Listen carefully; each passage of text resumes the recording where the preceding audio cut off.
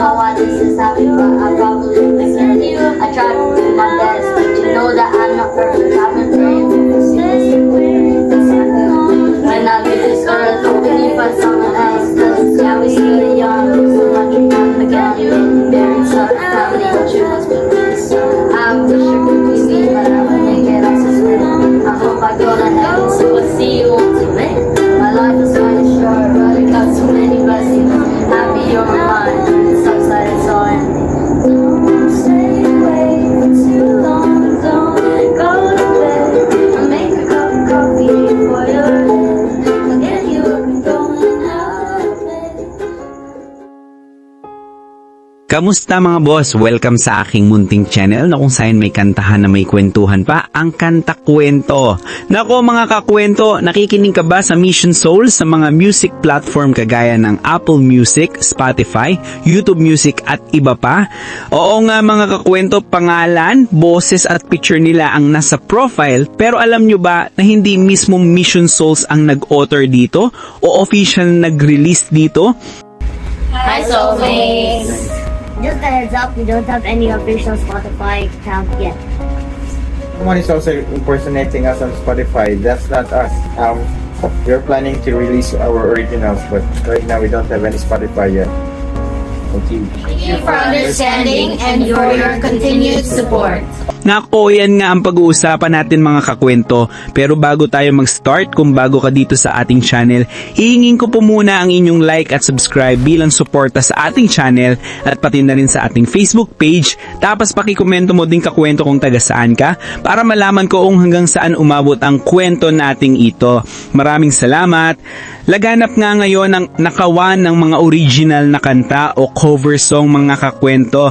Dahil nga ang mga original o cover ng Mission Souls at iba pang mga nagko-cover ay nasa public post lang ng mga platform na YouTube o Facebook. Madali itong i-upload sa ibang mga music platform at pagkakitaan ng walang consent sa original na mga artist na nag-upload. Madali lang kasi talaga lalo na kung itatag naman ito as cover sa pag-upload na ng mga music streaming platform distributor. Ang nangyari nga sa Mission Souls ay in-upload ang ilan sa mga cover nila. Meron 10 sa Spotify at 12 naman sa Apple Music. May nagsamantala nga mga kakwento na hindi man lang humingi ng consent ng Mission Souls. Buti na lamang at mga cover song lamang ito, pero may isang insidente akong ibabahagi sa inyo mga kakwento. Katulad nga rin ito nang nangyari sa Mission Souls. Kung napapasyal kayo sa TikTok, malamang nabalitaan nyo na ito. Ang tinutukoy kong artist dito ay si Justin Talil na sumikat din sa kanyang mga cover song at magbibigay ng mga tips sa pagkanta. At nito nga kamakailan ay nagbigay siya ng isang oven verse kung saan gumawa siya ng isang chorus song na pwedeng pasukan ng rap. Ang temahan ng kanyang kanta ay about sa nangyayaring korupsyon dito sa Pinas.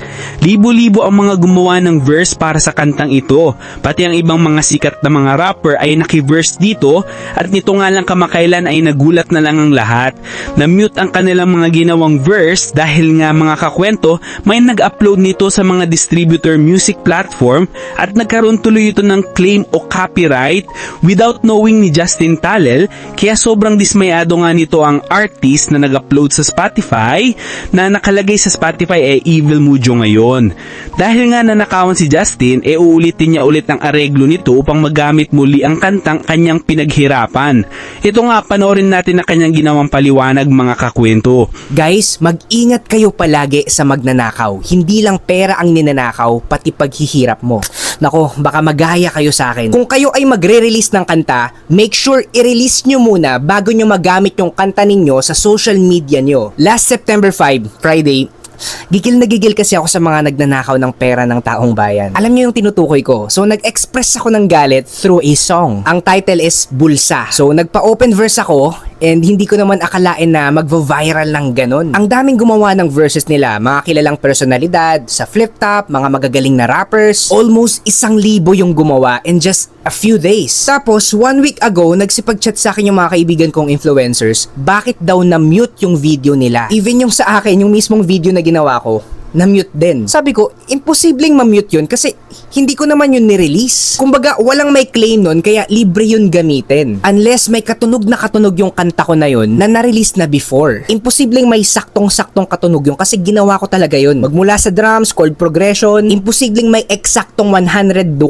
na katunog yun. So, sa almost 1,000 na creators na gumawa ng verse nila, kasama yung mga sikat, lahat na mute. So, yung mga in-upload nila na nag-viral na, lahat muted. Sabi ko, sayang yun. Nag-effort silang gumawa ng verses nila, nag-express ng pakiramdam sa nangyayari sa bansa natin, tapos para silang pinatahimik. September 11 ng gabi, nag-appeal ako sa Black App. Then, September 12 ng hapon, lumabas sa akin, appeal not approved.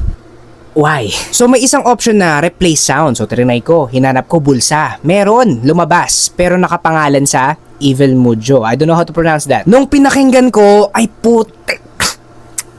Akin to. So, wala akong idea eh. Ang ginawa ko, nireplace ko yung sound sa pag-asa na mabalik yung sound ng almost 1K creators na nag-duet nung video ko na yon. Unfortunately, nung ginawa ko yon, hindi na balik. As in, back to zero. Bale, ang ginawa ko next, chinek ko yung bulsa na nakapangalan dun sa Evil Mujo. Chinek ko sa mga platforms, Spotify, Apple Music, nandun. Ibig sabihin, nirelease niya yung sound ko na to nang walang paalam sa akin. Anong tawag dun? Pagnanakaw. How ironic kasi, itong bulsa na sinulat ko, though hindi pa ito full version, tungkol ito sa mga nagnanakaw ng pera natin. And yet, pati itong kanta ko, nabulsa rin.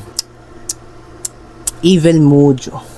Kasabot mo ba yung mga nasa pwesto? So, I don't know exactly what to do, pero nag-report na ako sa DistroKid. Yun kasi yung nag-claim. So, ibig sabihin, ito yung ginamit niya para ma-distribute yung sound sa lahat ng platform. So, nag-report na ako, pero wala pa rin ako nare-receive na notification. Sa gumawa nito, hindi kita kilala. I don't know kung sinadya mong gawin to. Or giving a benefit of the doubt, let's say, nag-try ka lang, nag-trip ka lang, or wala kang idea sa ginagawa mo. Gusto ko lang malaman mo na ito yung naging resulta ng ginawa mo. Gusto ko ring malaman mo na hindi biro itong ginawa mo. Kasi pwede kang kumita dito. Syempre ako bilang songwriter, composer, arranger, nag-effort ako to make it. And hindi lang naman yun yung iniisip ko. Marami rin kasing creators na gumawa ng verses nila na nadamay dahil sa ginawa mo. Para mo silang pinatahimik. We're trying to help saving the Philippines. Sa simpleng pag-upload mo nito sa music platforms, lahat ng videos namin na mute. Ang lalabas pa nito, kami yung na-copyright at ako pa yung walang originality. So this time, sabi ng manager ko, idulog ko na lang daw sa legal. So kakausapin ko yung attorney namin para matulungan ako kung anong gagawin dito. By the way, kung hindi to maayos, ang good news is, i-release ko itong bulsa kasama yung ibang rappers. Kaya mag-arrange ako ng bago ngayon. So ayun lang guys, hindi biro-biro ang mag-upload ng content. Seryosong bagay ito kaya bawat upload natin, palagi nating isipin kung ano yung mga possible outcomes. Gets? Again, ingat tayo sa mga magnanakaw. Napaka-sad part nga para dito kay Justin Talel. Ayun nga mga kakwento, sana lang sa mga nagbabalak ng mga ganitong gawain, respeto naman sana sa mga artist na nagsisikap at nag-ihirap sa mga kantang kanilang nililikha, mapa-cover man ito o original na komposisyon. Kaya sa mga gagawa ng mga cover or especially original song, wag basta-basta ilalabas ito yung walang legal na proseso dahil hindi malabo na baka mas mauna pang mag-upload o maglabas ang mga mananakaw ng kanta sa mga music streaming platform. Kung may sinusuportahan tayo mga artist, siguraduhin nakaantabay o updated tayo dito kung sila nga ba ang original na uploader nito. Dahil hindi natin alam, akala natin na susuportahan natin sila, yung pala ang mga mananakaw na pala ng kanta ang nagpapakasasa sa kita ng kantang ito. Yun lang mga kakwento. Please be updated sa Mission Souls. Join kayo sa kanilang Facebook group para mas maging updated. Nasa description ng link. At subscribe Mission Souls. At muli kung bago ka dito sa ating channel, hihingin ko po muna ang inyong like at subscribe bilang suporta sa ating channel at pati na rin sa ating Facebook page. Tapos pakikomento mo din kakwento kung taga saan ka para malaman ko kung hanggang saan umabot ng kwento nating ito. Maraming salamat! At sana mga kakwento ay mag-join kayo sa ating membership. Ito'y 25 pesos lamang upang ma-access nyo ang ating mga special emoji para sa comment section at mga early access sa ating mga content at marami pang iba. Salamat na agad mga kakwento. Salamat sa pagsama sa akin hanggang dito sa dulo ng ating kwento. Muli, ito ang Kanta Kwento na nagsasabing, mabuhay ang talentong Pilipino.